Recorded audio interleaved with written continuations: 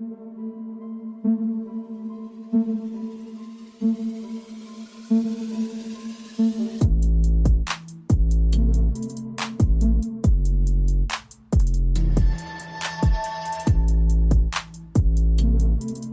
up, everyone? Welcome to the podcast. I'm your host, Isaiah Copon. It's June 25, 2021, and this is Lift and Learn, episode 41. In this episode, I'll be talking about how stress could lead to gaining weight and what you can do about tight hips. Before that, though, I'll talk a bit about what I've been up to lately, and that might include fitness-related topics, and it might not. If you want to follow me, your host, on Instagram, it's isaiah.copon, and you can also check out my website, isaiahcopon.com. The podcast is on Instagram at Lift and Learn Podcast, on Twitter at Lift and Learn Pod, and also on Facebook. You can just search Lift and Learn Podcast. With that being said, let's get into it. Alright, so the finals are almost set in the NHL. I guess by this time next week we'll already be a few games into the Stanley Cup Finals, and oh my god, the Montreal Canadiens are headed to the finals. But first, let me talk about that Tampa Bay series for a sec. The series was tied 2-2, and then the Lightning are playing at home for Game 5. Stamkos scored 45 seconds into the game, and it was just all downhill from there for the Islanders. When it was 3-0 for the Lightning, they pulled their goalie, Semyon Varlamov, and put Sorokin in. Well, that didn't work out for them, and they ended up losing the game 8-0. 8-0. Wow. After that, they went back to New York, and that Game 6 was a classic to watch. To summarize that one, Tampa was up 2-0, and it looked like it was over. But then the Islanders came back to tie it up in regulation, and then they scored pretty quick in overtime. It was just about a minute into overtime, I think. So Game 7 for that one will be tonight, actually, Friday. And Montreal, just wow. Going into Game 5, the series was also tied 2-2, and then Montreal just whooped Vegas in that game 4-1. And last night was Game 6, and Montreal actually pulled off the win in dramatic fashion, winning in overtime. I actually can't believe that they're going to the final. That's pretty incredible, to be honest. So we'll see if Carey Price can, carry the team to 4 more victories. But I really do not want to see them win. And on to NBA. The Brooklyn Nets versus Milwaukee Bucks Game 7 was last weekend. Oh my god, that seems so far away now at this point, but that one was so close. Another instant classic. It was a back and forth battle, but in the end the Milwaukee Bucks actually did end up winning. So the game was back and forth, and again, Kevin Durant played the whole game. They were down 2 with 8 seconds left, I think. And then Kevin Durant hit this nasty turnaround jumper to to tie the game.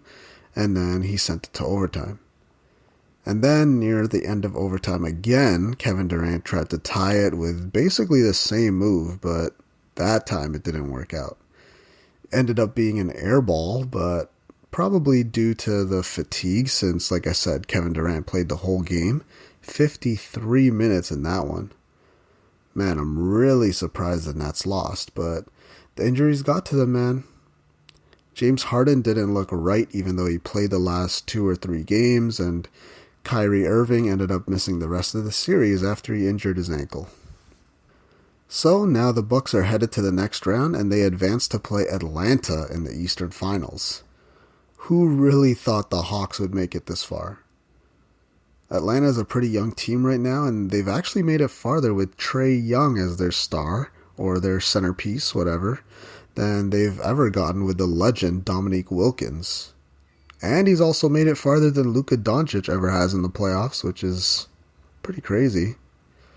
And let's talk about that Game 7 between Atlanta and Philadelphia for a bit, because Someone was getting clowned all week. The game was close, like all Game 7 should be, but the biggest play of the game was when Philly was down by a few points in the fourth quarter and Ben Simmons had a wide open dunk attempt, and then he passed the ball to Thibault, who ended up getting fouled on a layup attempt. He made one of those free throws, but man, Ben Simmons had the dunk right there and he passed the ball. And like Joel Embiid said, that was the turning point. They had a chance to get within striking distance, and they just couldn't because Ben Simmons is too scared to shoot now. What makes it even worse is that Ben Simmons broke Shaq's record. Shaquille O'Neal, you might have heard of him.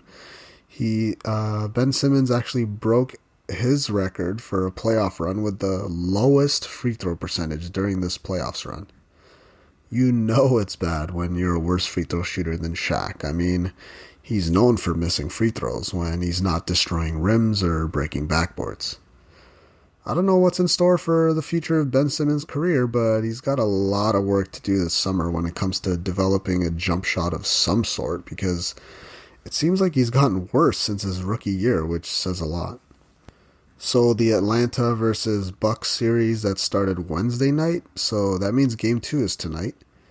But that Game 1 was actually pretty close the whole way through. I actually watched the whole thing. And Trae Young absolutely went off that game. He had this crossover on Drew Holiday and the man did a shimmy. It's the Eastern Conference Finals and he had enough time to take a breath, do a shoulder shake, and then nail a three. And I think a few minutes later, or actually maybe it was before that, he had this alley-oop pass off the backboard, off the glass to John Collins, which was also just nasty. Atlanta ended up winning Game 1, so we'll see how the rest of the series plays out. Just imagine saying in a few weeks that your 2021 NBA champions are the Atlanta Hawks. It just does not sound right, but hey, anything's possible. And Phoenix, the other series, Phoenix is up against the Clippers in the series. The Clippers finally won a game in the series last night after Phoenix had won their last 9 playoff games, I believe, going back to the Lakers series a few weeks ago. They're on a roll. And DeAndre Ayton is absolutely destroying them inside. I think he's shooting over 70% from the field this playoff, so that's crazy. He even had that game winner at the end of Game 2 where they just inbounded him the ball. They just inbounded it to him and he basically just dunked it with less than a second left to win the game. Devin Booker got a bit hurt in Game 2. I mean, it looks like he broke his nose, but I don't think he actually did. But man, it looked messed up after Patrick Beverley inadvertently headbutted him. And in Game 3, he was actually wearing a mask. And I think that's enough about sports this week. Jeez, a lot is going on.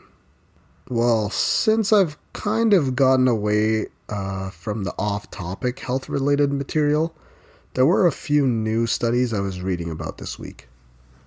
I read a bit about the anti-inflammatory properties or effects from omega-3 fatty acids, like the fish or the supplements, and how they could actually help reduce depression.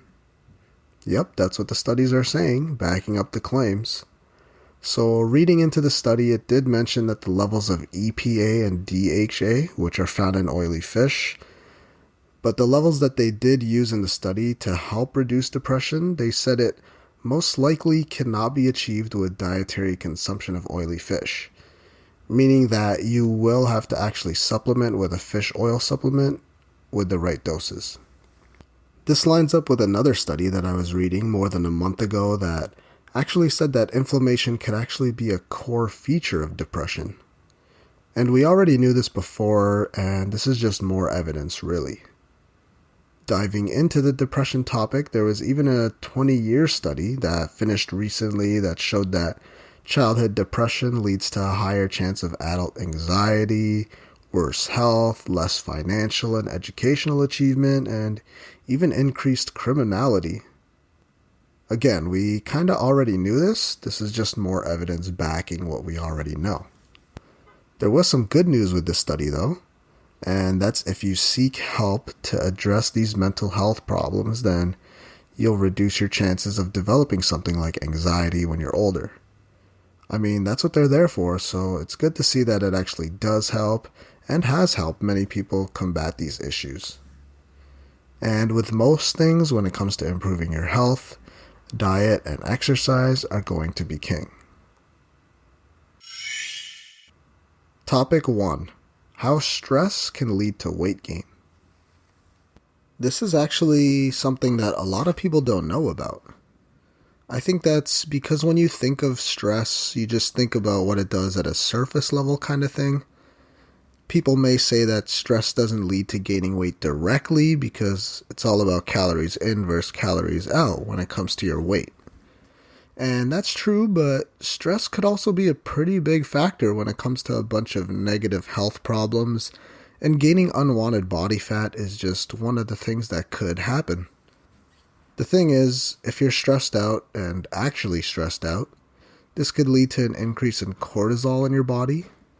This increase in cortisol leads to higher insulin levels, your blood sugar will drop, and that might mean that you crave more of these sugary foods or fatty foods. That could also mean an increase in highly processed food consumption. Basically, this means that the increase in cortisol levels could actually cause you to eat more. It's not that stress will instantly make you gain weight, but it could be due to certain habits that you could pick up when you are stressed out.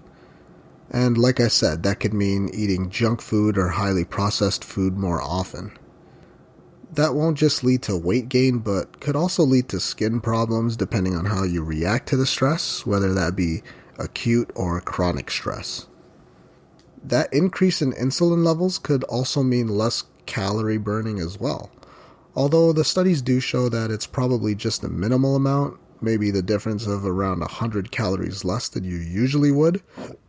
Now, that might not seem like that much, but if you're stressed and missing out on burning those 100 or so calories every single day, that could, again, eventually lead to unwanted body fat.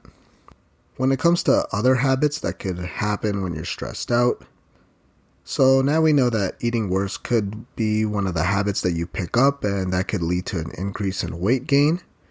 Pair that with another possible bad habit if you're stressed out. You could just become more lazy. When you're stressed out, this could mean that you tend to just stay inside all day and sulk.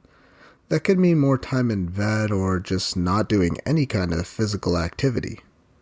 Again, a decrease in activity could lead to gaining weight. Combine less activity throughout the day with poor food choices, and that obviously could mean an increase in body fat and weight. Part of my job as a personal trainer, since I know this and have experienced it myself, of course, we've all been there. So part of my job is to figure out exactly what your stresses are and figure out what we can do to solve those issues. I hate to say it, but that's partly why so many personal trainers out there think it's a good idea to call themselves life coaches. And that's because losing weight or becoming more healthy is going to be a lifestyle change.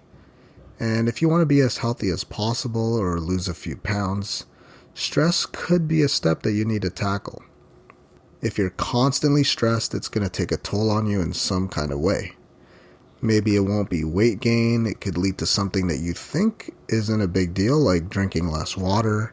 And we've already mentioned that your food choices might not be as good. I mean, there's a reason why we call those junk foods or dessert foods comfort food. Stress could also lead to sleeping less.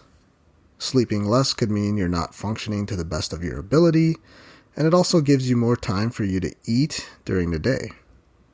And if you're stressed at night, that again could mean eating easier accessible food, again, highly processed foods. Stress is going to affect everyone in different ways. It could lead to your skin breaking out more or it feeling dry. It could lead to weight gain, but it could also lead to weight loss if your coping mechanism in that situation means that you're going to try to do some new diet, where you're under eating and not giving your body enough nutrients to function properly, even though it might look good on the scale or the mirror. It could lead to unintentional starvation because of all the stress, and maybe work has been super busy, so you're skipping meals or missing meals, that kind of thing. Stress could mean overeating and it could mean undereating, depending on who you are. So, to combat the stresses in your life, it would be a good idea to try stress-relieving activities. Meditating is a good one to do and requires no equipment, really. Or you can even try yoga, which I covered last week. Stress is unavoidable, but it's a good idea to try to keep your stress in your life to a minimum so that it won't impact your health as much. Since it is unavoidable though, it would be a good idea to just develop a habit of not turning to those junk foods, which is easier said than done. If that's difficult with your food choices at home, then try to limit the amount of bad food choices you have at home and have more healthy options around you instead, like fruits and vegetables. Or maybe an even smaller step would be to just choose processed foods that aren't so high in calories and sugars. Like if your snack of choice is usually 500 or 600 calories, try cutting it down to 300 calories and then work on that for a while before reducing it further or substituting. Those smaller steps will be great and will add up to a lot of progress over time. So if you think stress is to blame on your recent weight gain or whatever the case may be, then try to tackle those issues before anything else. Even mentally, getting rid of stress or minimizing the amount of daily stress you have will feel great. You might even notice your headaches go away, which affect your daily quality of life. Regardless of whatever stress is affecting your health, try some activities to relieve some of the stress, like I said earlier. That could be yoga, meditation, going for a walk, being mindful of the things around you, or exercising, whatever works for you. You may notice that when your stress levels do go down, that you might get back to a more healthy body weight, and you'll feel a whole lot better physically and mentally. Topic 2. What you can do about tight hips. First off, having tight hips is a common issue, and I have it too. That's why I wanted to talk about it. Let me know if you've heard this one before. Sitting down for the majority of your day is going to lead to a bunch of health issues. Well, having tight hips is actually something that could happen when you sit a lot, and that's because when you're in that seated position, your hip flexors are shortened. Believe it or not, if you have some sort of lower back pain, this could be due to having tight hips with the way that the muscles are connected and pull on one another. There's a few tests that you could do to figure out if your hips are tight. So something you can do while lying down could be a Thomas test, which is where you're lying down and you bring your knee to your chest. If your hips are tight, the opposite leg might bend or come up as well. You can look that one up on YouTube if you need to. Another one you can do while lying down is to just bring one leg straight up into the air. If you can't go at least 70% of the way to straight up in the air, then chances are you have tight hamstrings, which could lead to that hip tightness. And that one is a test that's difficult for me to do. I struggle getting my legs up because my hamstrings are actually not very flexible or mobile. But I have made progress over the past 2 or so years since I've put more emphasis into doing mobility drills. Remember that any kind of prolonged inactivity could cause inflammation anywhere in the body as well. It's not just in the hips or your lower back. So when it comes to fixing this issue, that could mean that you feel more comfortable doing pretty much anything and you're setting yourself up to be injury-free. And that's in the gym or just in your everyday life. Remember that you're only as strong as your weakest link. Specifically though, working on loosening your hips and being more mobile in that area could be great for certain movements like a squat or a lunge. Or maybe if you're like me, doing some of these exercises and movements could help you with a wider stance squat or something like a sumo deadlift where your feet are about hip width or actually farther than that. Again, for me, I struggle a little bit when it comes to a really wide sumo stance because of my tight hips or lack of flexibility and mobility in my lower body. So this is something that really hits home for me. Stretches and mobility drills are a great way to get rid of that hip tightness or increase your hip flexion and range of motion. And it's absolutely necessary for me to do this even before workouts as a warm-up. That's why exercising and stretching is important when it comes to overall health.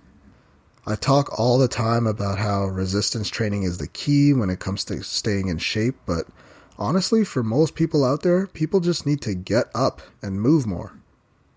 I know I'm someone that can just sit down all day too in front of the TV or computer, and I'm a personal trainer, so I know what it's like. It's just so comfortable to relax your whole body or even lie down, but you have to try to be mindful or just remember to get up every hour or so. I've mentioned before that timers help me a lot when it comes to remembering to get up every hour or so, even if it's just for a few minutes. It's better than nothing. And when it comes to getting rid of tight hips, a simple and effective way is just by standing up and getting out of that seated position. If you want something that'll be more effective, then yoga could relieve your stress, like I briefly mentioned just a few minutes ago, but it could also loosen those hips up, as well as tightness throughout your body. That's another reason why I've been doing it. Other exercises that could be great to do, because I know they've worked on me and my clients, are something like a 90-90 mobility exercise, and even something like tube walks could help as well. Some other exercises that has helped me could be something like a frog stretch or a butterfly stretch, where you're in like a cross-legged seated position and you gently try to bring those knees towards the floor.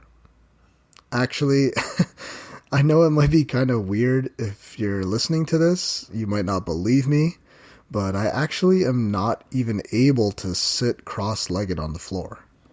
And this has been happening ever since I was a kid, actually. I haven't been able to do it. Like, when I try to sit cross-legged on the floor, because of my lack of mobility in my hips, my knees are actually forced to be, like, up in the air. I actually can't sit cross-legged normally.